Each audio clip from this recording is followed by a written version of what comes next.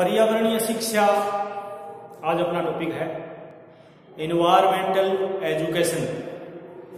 पर्यावरण शिक्षा का अभिप्राय, पर्यावरण शिक्षा कहते किसको है, पर्यावरण शिक्षा का अर्थ साधारण शब्दों में एनवायरमेंटल एजुकेशन जो पर्यावरण शिक्षा है उसका अभिप्राय लोगों में पर्यावरण बोध को जागृत करना है।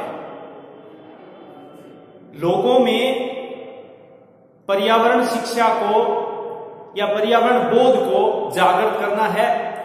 पर्यावरण की समस्याओं के प्रति जागरूकता, पर्यावरण की समस्याओं के प्रति जागरूकता व संवेदनशीलता पैदा करना है।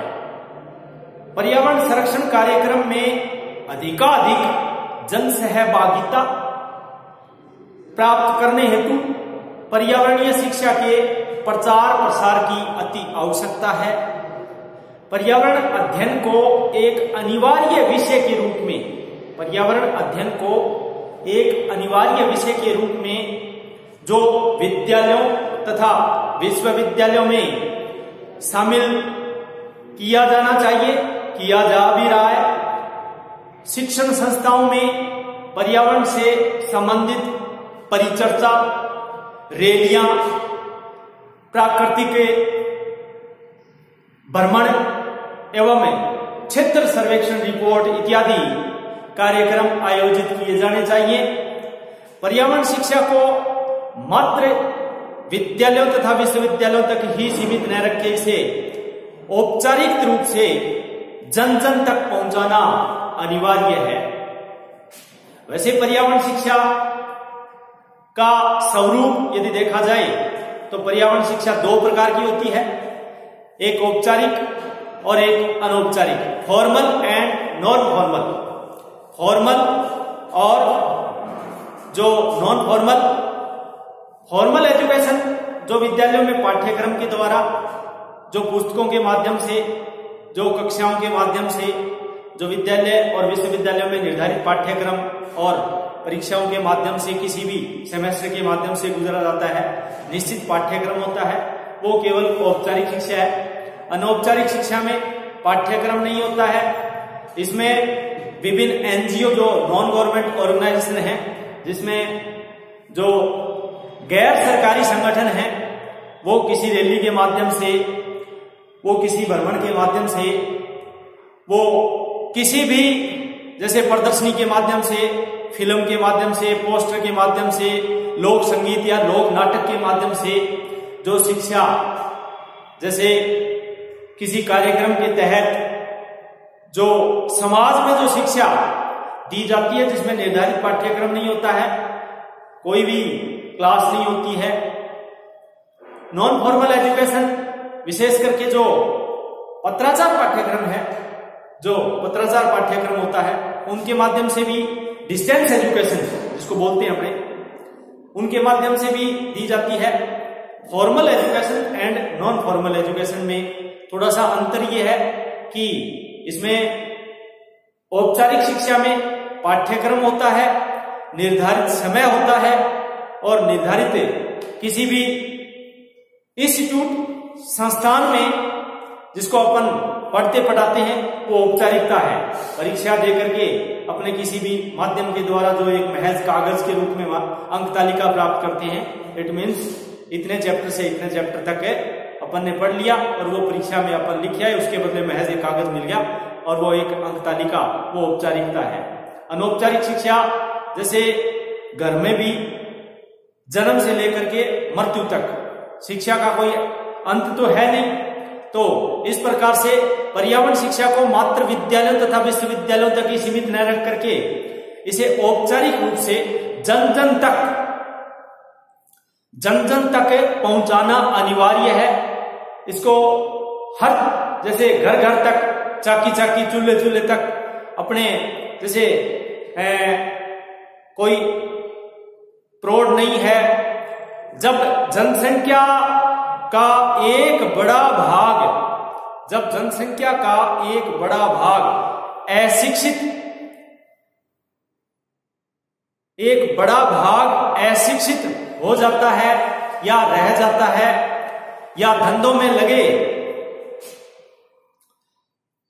अशिक्षित हो बहुत बड़ा जनसंख्या का भाग, तो अनौपचारिक शिक्षा का महत्व और भी अधिक बढ़ जाता है। कहने का तात्पर्य कि जब जनसंख्या का एक बड़ा तकबा अनपढ़ हो, अशिक्षित हो, तो अनौपचारिक शिक्षा का एक और महत्व बढ़ जाता है। महत्व किस प्रकार से बढ़ जाता है? क्योंकि निरंतर व कम पढ़े लिखे तथा दैनिक काम में लगे हुए जो व्यक्ति होते हैं, उनको औपचारिक रूप से पर्यावरणीय शिक्षा देना अनिवार्य हो जाता है और देनी भी चाहिए। उनको जो अनौपचारिक शिक्षा के माध्यम से ही शिक्षा पहुंचाना होता है। दूर दराज के क्षेत्र में निवास करने वाले, जो दूर दराज में जो निवास करते हैं, निवास करने वालों को मेलों एवं उत्सवों के अवसर पर प्रदर्शनी, फिल्म, पोस्टर, लोक संगीत, लोक नाटक एवं लोक नृत्य के माध्यम से पर्यावरण शिक्षा प्रदान की जाती है, की जानी चाहिए। इस कार्य में गैर सरकारी संस्थाओं, जो एनजीओ होते हैं, गैर सरकारी संगठन होते हैं, प्लस समाज के जितने भी जैसे समाज के कार्यकर्ता होते हैं, इनकी सहायता से शिक्षा प्राप्त की जाती है, शिक्षा देते हैं। इस प्रकार से पर्यावरणीय शिक्षा का महत्व भारत में यदि देखा जाए तो विशेष करके भारत में इसका जो आगमन है, भारत में इसका जो अपना जो विशेष करके पर्यावरणीय शिक्षा का जो महत्व है, और जो भारत में ये कब से इनका महत्व बढ़ गया, जब भारत में चिपको आंदोलन, विभिन्न प्रकार के पर्यावरणीय शिक्षा के माध्यम को बढ़ावा देने के लिए विभिन्न प्रकार के आंदोलन चलाए गए थे। इनमें एक उत्तराखंड में चमोली जिले में चिपको आंदोलन जो सुंदरलाल बहुगुणा ने चलाया था, तब से भारत का इसका एक प्रकार का पर्यावरणीय शिक्षा के विभिन्न प्रकार के आंदोलनों के माध्यम से एपिको आंदोलन, जो दक्षिण भारत में तमिलनाडु में वनों को बचाने के लिए, विशेष करके केरल में शांत घाटी में जैव विविधता, बायोडाइवर्सिटी को बचाने के लिए विभिन्न प्रकार के आंदोलन शुरू किए गए थे। चिपको है, एपिको है, आपके ये अपने जैसे खेजड़ली, जोधपुर में खेजड़ली ग्राम में जो अमरता देवी के द्वारा जो पेड़ बचाओ आंदोलन शुरू हुआ था, वो भी पर्यावरण शिक्षा को एक महत्व प्रदान करता है। पर्यावरण शिक्षा को जन जन तक पहुंचाने का कार्यक्रम है। इस प्रकार से पर्यावरण शिक्षा का दायित्व या उद्देश्य सतत विकास अर्थात सस्टेनेबल डेवलपमेंट, यानी कि अर्थात सतत विकास का तात्पर्य विनाश रहित विकास, विकास भी हो और विनाश भी न हो। सस्टेनेबल डेवलपमेंट, विकास होता रहे, रुके नहीं, और वो विनाश रहित हो। कहने का मतलब प्रदूषण रहित विकास हो। तो पर्यावरण शिक्षा का एक जो सबसे बड़ा एक महत्व या उद्देश्य है वो सतत विकास, जिसके माध्यम से जो गैर परंपरागत ऊर्जा के स्रोत हैं, जिसमें विकास भी हो और विनाश भी नहीं हो, पर्यावरण का विनाश ना हो, तो परंपरागत संसाधनों को छोड़ करके गैर परंपरागत संसाधनों को अपनाना, उसका महत्व के बारे में बताना। जैसे उदाहरण के तौर पर कोयला, पेट्रोल, डीजल, प्राकृतिक गैस, ये परंपरागत हैं। इनसे ऊर्जा तो मिलती है, शक्ति तो प्राप्त होती है, लेकिन ये परंपरागत है। ये धुआं अधिक देते हैं, पर्यावरण में प्रदूषण अधिक फैलाते हैं। इसलिए इसके स्थान पर सौर ऊर्जा, भूतापीय ऊर्जा, ज्वारीय ऊर्जा और विभिन्न प्रकार की जो प्रदूषण रहित ऊर्जा हो, ऊर्जा भी मिले और प्रदूषण भी ना फैले। इस प्रकार की जो सतत विकास, जिसको सस्टेनेबल डेवलपमेंट कहते हैं, 1960 के दशक के बाद में एक अवधारणा आई थी, कॉन्सेप्ट लिया गया था जो सतत विकास संकल्पना के नाम से जाना जाता है, जिसका पर्यावरण शिक्षा से जुड़ा हुआ एक पहलू है। यानी कि पर्यावरण से जुड़ा हुआ, पर्यावरण का मतलब यह है कि यह पूरा का पूरा कोई पर्टिकुलर रूप से विश्व स्तरीय एक अहम मुद्दा है। और इसकी शुरुआत विशेष करके जो स्टॉकहोम में सम्मेलन हुआ था, जिसका पर्यावरण पर विशेष चर्चा हुई थी, और रियो डी जेनेरो 1972 में पृथ्वी शिखर सम्मेलन हुआ था, विभिन्न सम्मेलन हुए थे। वहां से पर्यावरण शिक्षा की जागरूकता पैदा करने के लिए, पर्यावरण शिक्षा को बढ़ावा देने के लिए एक प्रकार का कार्यक्रम है, विशेष प्रकार के जो एनवायरमेंटल एजुकेशन के नाम से जाना जाता है। इसमें कई प्रकार के पहलू जोड़े जा सकते हैं। इसमें प्रदूषण, जिसमें वायु प्रदूषण, जल प्रदूषण, ध्वनि प्रदूषण, विभिन्न प्रकार के प्रदूषण है, मृदा प्रदूषण है, रेडियो एक्टिव प्रदूषण है, ये सभी प्रदूषण है जो आज एक पूरे विश्व स्तरीय एक जो ज्वलंत एक मुद्दा है, जो एक घातक सिद्ध हो रहा है, जो मानव जो विकास करता है उसका जो परिणाम है वो बहुत बुरा हो रहा है। बीमारियां फैल रही हैं, विभिन्न प्रकार के जो जलवायु परिवर्तन हो रही है, विभिन्न प्रकार का जो जलवायु में है वो परिवर्तन हो रहा है। कार्बन डाइऑक्साइड गैस की मात्रा बढ़ रही है, मीथेन जैसी गैस है जो घातक है, पर्यावरण के अंदर हरित गृह प्रभाव की जो गैसें हैं उनका बढ़ावा हो रहा है। तो ये सम्मेलन हुए थे, विभिन्न प्रकार के सम्मेलन, जो रियो सम्मेलन है, स्टॉकहोम सम्मेलन है, इन सम्मेलनों के माध्यम से जो एनवायरमेंट एजुकेशन के एक जो विभिन्न प्रकार के, आजकल तो ये विभिन्न प्रकार के स्कूलों, विश्वविद्यालयों, विद्यालयों में पाठ्यक्रम के माध्यम से भी शिक्षा अनिवार्य हो गई है। पर्यावरण के अध्ययन के नाम से अपने एक अनिवार्य, इसको अनिवार्य के रूप में, अनिवार्य परीक्षा के रूप में जोड़ दिया गया है। तो इसका महत्व धीरे धीरे बढ़ रहा है। तो ये दो प्रकार से शिक्षा प्राप्त होती है इसमें, औपचारिक और अनौपचारिक।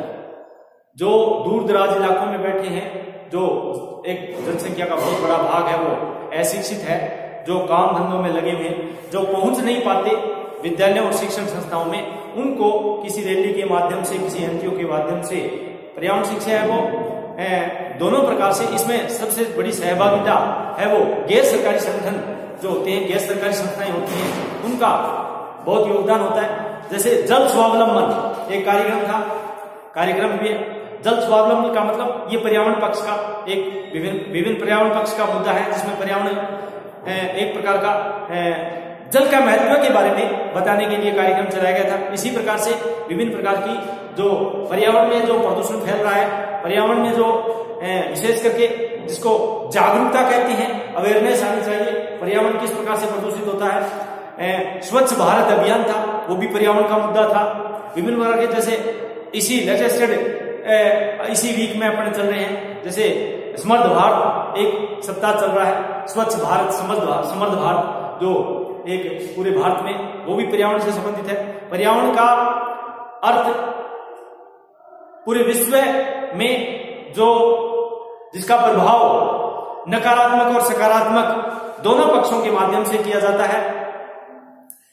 जैव विविधता बनाए रखना, जिसमें जैव विविधता का तात्पर्य विभिन्न प्रकार के पेड़ पौधों का संरक्षण, विभिन्न प्रकार के जीव जंतुओं का संरक्षण, विभिन्न प्रकार के जीव जंतु हैं उनको बचाना, जो लुप्त हो रही हैं प्रजातियां, विशेष करके जो पर्यावरण शिक्षा का एक महत्व है और भी है इसमें, जिसमें कुछ प्रजातियां लुप्त के कगार पर है, तो उसको किसी भी अपने जैसे अभ्यारण्य के माध्यम से, अपने जैसे किसी परियोजना के माध्यम से उनको बचाया जाए।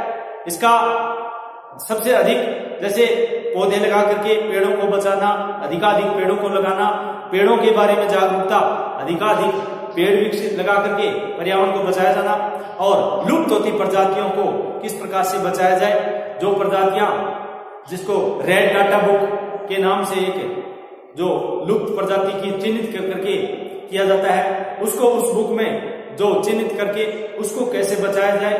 तो विभिन्न पक्ष हैं पर्यावरण पक्ष के, जिसको अपने इन्वायरमेंट मैनेजमेंट के तहत पढ़ा और आगे भी पढ़ेंगे। पर्यावरण प्रबंधन, इनके उद्देश्य के माध्यम से पर्यावरण प्रबंधन का मतलब है कि ऑलराउंडर डेवलपमेंट, सस्टेनेबल डेवलपमेंट, विनाश रहित विकास, सतत विकास, विकास रुके भी नहीं और विनाश भी ना हो। तो ऐसे विकल्प खोजे जाए, मानव के सामने ऐसे विकल्प हो जिसमें जिसमें कहीं पर भी किसी भी प्रकार से मानव की गति ना रुके और किसी चीज का नुकसान भी न हो।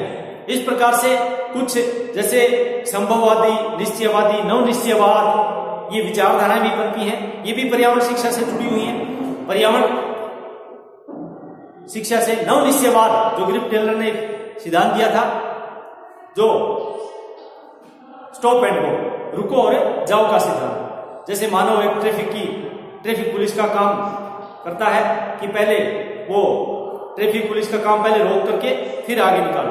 तो मानव विकास करते करते पहले थोड़ा सा सोचे कि आगे अपने को पार करने के लिए इसके परिणाम कैसे होंगे। इसके बारे में एक बहुत बड़ी अच्छी जो कोटेशन है, जैसे पक्षी चाहे कितना ही ऊंचाई पर क्यों ना उड़े, आखिर उसके पैर वो किस पर है? जमीन पर है, क्योंकि वो पेड़ पर बैठता है तो पेड़ जमीन पर है। तो धरातल को सुरक्षित रखना, धरातल को बचाए रखना और धरातल के चारों ओर पर्यावरण जो है वो पर्यावरण बोध को जागृत करना, विशेष करके जो पर्यावरण की समस्याओं के प्रति, पर्यावरण के समस्याओं के प्रति, समस्याएं किसी भी प्रकार की हो सकती है, प्रदूषण से संबंधित समस्याएं हो सकती हैं। इनमें जो संवेदनशीलता, विशेष करके जो इन समस्याओं के प्रति संवेदनशीलता और जागरूकता पैदा करना ही पर्यावरण शिक्षा है। धन्यवाद।